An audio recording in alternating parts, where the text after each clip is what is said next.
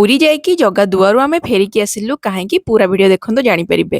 Good morning ସାଙ୍ଗମାନେ, ସକାଳୁ ସକାଳୁ ଆମେ ରେଡ଼ି ହେଇକି ଚାଲିଲୁ ପୁରୀ ଜଗା ଦର୍ଶନ କରିବା ପାଇଁ। ବାପାଙ୍କର ବହୁତ ଆଗରୁ ଇଚ୍ଛା ଥିଲା ଯେ ଟିକେ ଯିବେ ବୋଲିକି, ତ ଆମେ ସବୁ ଜାଗା ତୀର୍ଥ ଭ୍ରମଣ କରିକି ଆସିଲୁ କିନ୍ତୁ ଯାଇନଥିଲୁ। ତ ସେଇଆ ଭାବିକି ଗଲୁ। ଆଉ ଏଇଟା ହେଉଛି ମାଳତୀ ପାଟପୁର ବସଷ୍ଟାଣ୍ଡ, କେତେ ସୁନ୍ଦର ସଜା ହେଇଛି, ବହୁତ ହି ବଢ଼ିଆ ଲାଗିଲା। ଆଉ ଏଠି ଡବଲ ଡେକର ବସ୍ ବି ଯାଉଛି, ସେଠି ଦେଖିକି ବି ବହୁତ ବଢ଼ିଆ ଲାଗିଲା। ଯାହା ହଉ ଡବଲ ଡେକର ଆଉ ପୁରୀ ଏବେ ପୁରା ପାଖ ହେଇ ଆସିଲାଣି। ଆମକୁ ତ ଏବେ ପୁରା ଖୁସି ଲାଗୁଥିଲା। ଆମେ ଖାଇନଥିଲୁ କିଛି, ଆଗେ ଠାକୁର ଦର୍ଶନ କରିବୁ ତାପରେ ଯାଇକି ଆମେ ଖାଇବା। ତ ସେଇଆ ହିଁ ପ୍ଲାନ୍ ଥିଲା। ଆଉ ପାଗ ଦେଖନ୍ତୁ, ବର୍ଷା ଆଜି ହିଁ ହଉନି, ପୁରା କେତେ ସୁନ୍ଦର ସେ ଖରା ମେଘୁଆ ପାଗ ମିଶିକି ରହିଛି। ତ ପହଞ୍ଚି ଗଲୁ ଆମେ। ଆଉ ଏଇଟା ହେଉଛି ଅଠରନଳା। ତ ଏଇଟାକୁ ପ୍ରପର ଦେଖେଇ ହୁଏନି କାରଣ ପ୍ରାୟତଃ ସବୁବେଳେ ଗାଡ଼ିରେ ହିଁ ଯିବା ହୁଏ। ଆଉ ଯେଉଁମାନେ ଛିଡ଼ା ହେଇକି ଦେଖିପାରିବେ ତ ସେମାନେ ହିଁ ଦେଖିପାରିବେ। ତ କ୍ଲିଅର ଦେଖାଉନଥିବ, କାରର ରିଫ୍ଲେକ୍ସନ୍ ଆସୁଛି। ଆଉ ପୁଅ ମନ ତ ପୁରା ଖୁସି, ତାର ବୁଲିବାକୁ ଗଲେ ମନ ଖୁସି, ହେଲେ କୁଆଡ଼େ ଯାଉଛୁ ସେଟା ଜଣା ନାହିଁ। ଆଉ କେତେ ସୁନ୍ଦର ସୁନ୍ଦର ହୋଟେଲ ସବୁ ହେଇଛି।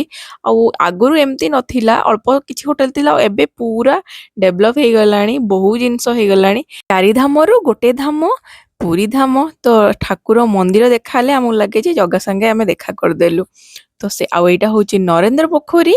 ଆଉ ଏଇଟା ତ ଆମେ ଆସିବା ବେଳେ ବାଟରେ ଦେଖିବୁ। ଆଉ ଏଠି ପାର୍କିଂ ଥିଲା, ଦେଖନ୍ତୁ କେତେ ସୁନ୍ଦର ପୋଖରୀ। ଆଉ ଟିକେ ଆଗକୁ ଅଛି ଆଉ ଗୋଟେ ପୋଖରୀ ଯୋଉଠିକି ଚନ୍ଦନ ଯାତ୍ରା ହୁଏ।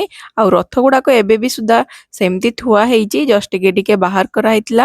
ଆଉ ଲୋକଙ୍କ ଲମ୍ବା ଲାଇନ ଦେଖନ୍ତୁ, ଆମେ ଭାବିଲୁ ଲାଇନରେ ଛିଡ଼ା ହେଇଯିବା। ଆଉ ଆଜି ହିଁ ବୋଧେ ବହୁତ ଲମ୍ବା ଲାଇନ ଥିଲା, ଏକାଦଶୀ ଥିଲା ଯେହେତୁ। ତ ଆମେ ବହୁତ ସମୟ ଛିଡ଼ା ହେଲୁ ଖରା ବର୍ଷା ପାଗରେ। ଆକ୍ଚୁଆଲି ବହୁତ ହ୍ୟୁମିଡିଟି ମାନେ ଗୁଳଗୁଳି କଲା।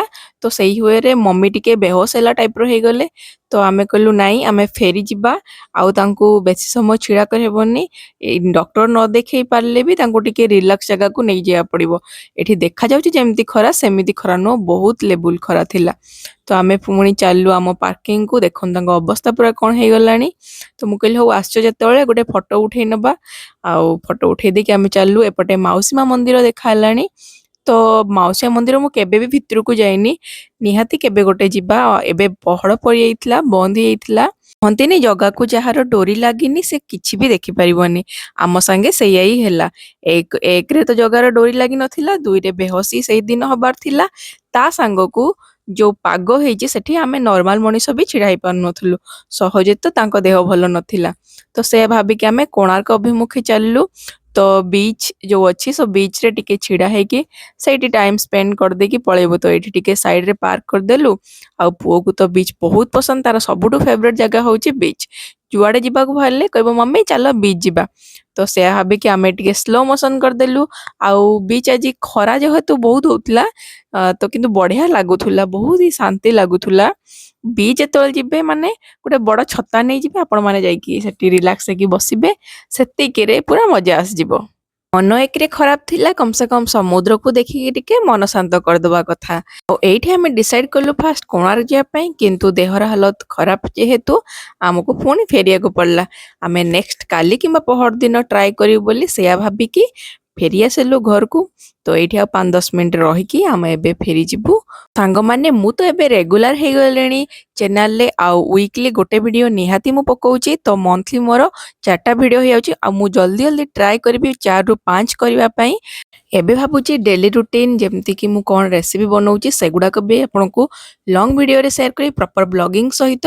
ତ ଆପଣ ନିହାତି କମେଣ୍ଟ କରିବେ ଯେ ଏଇଟା କରିବାଟା ଠିକ୍ ହେବ କି ଭୁଲ। ଆଉ ଆପଣମାନେ ଆଇଡ଼ିଆ ବି ଦିଅନ୍ତୁ ମୁଁ କାହା ଉପରେ କରିବି, କିଛି ଶାଢ଼ୀ କଲେକ୍ସନ୍ କି କିଛି ମେକଅପ୍ ଭିଡ଼ିଓ, କିଛି ବି ଆପଣମାନଙ୍କ ପାଇଁ କରିପାରିବି। ତ ସେଥିପାଇଁ ଆଉ ଆମେ ଏଠି ଫେରିବା ବାଟରେ ବାପାଙ୍କ ସାଙ୍ଗ ଥିଲେ, ତ ତାଙ୍କ ଗାଁକୁ ଟିକେ ମାଡ଼ିଗଲୁ। ଆଉ ବାଟରେ ତାଙ୍କ ସାଙ୍ଗେ ଦେଖା କରିକି ଏତେ ଗରମ ହେଉଥିଲା ତ ଟିକେ ପଇଡ଼ ପିଇଦେଲୁ। ଆଉ ଭୁବନେଶ୍ୱରରେ ଏତେ ବର୍ଷା ହେଉଛି, ଚାଲନ୍ତୁ ମୁଁ ଦେଖାଉଛି ଆପଣଙ୍କୁ କ'ଣ ହେଉଛି ବର୍ଷା ହେଲେ। ଯେତିକି କେନାଲ ଯାହା ବି ଅଛି ସବୁ ପୁରା ଯେମିତି ବନ୍ୟା ପାଣି ଭଳିଆ ହିଁ ହେଇଗଲାଣି।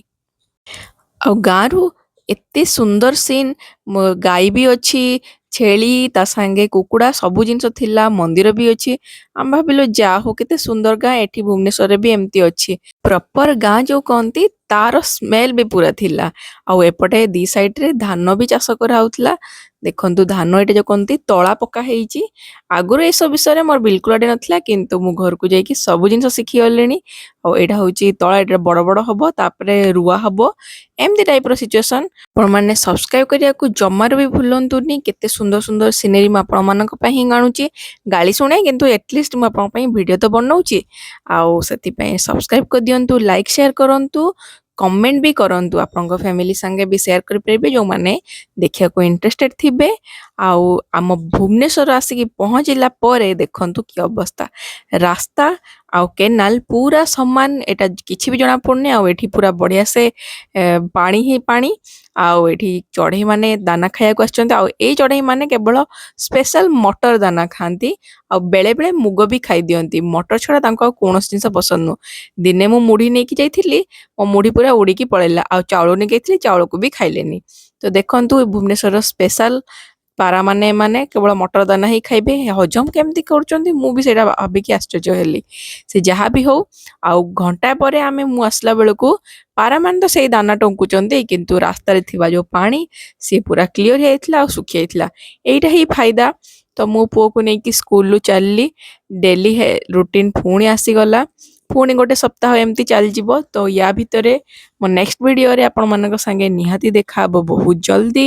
ଆଉ କିଛି ସ୍ପେଶାଲ ରହିବ। ଆଉ ସବୁ ୱିକରେ ତ ମୁଁ କିଛି ନା କିଛି ସ୍ପେଶାଲ ଆଣୁଛି। ତ ଆପଣମାନେ ନିହାତି ଭିଡ଼ିଓ ଦେଖୁଥିବେ। ଇଭିନିଂରେ ଟେ ପ୍ଲାନ୍ କଲୁ ଏସ୍ପ୍ଲାନେଡ୍ ଯିବା ପାଇଁ। ଆଉ ସେଇଠି ପୁଅ ଆଉ ବିବାନ ଖେଳିବେ ବୋଲି ପ୍ଲାନ୍ କଲେ। ତ ଆମେ ଟିକେ ତଳେ ଆସିକି ବୁଲିଗଲୁ।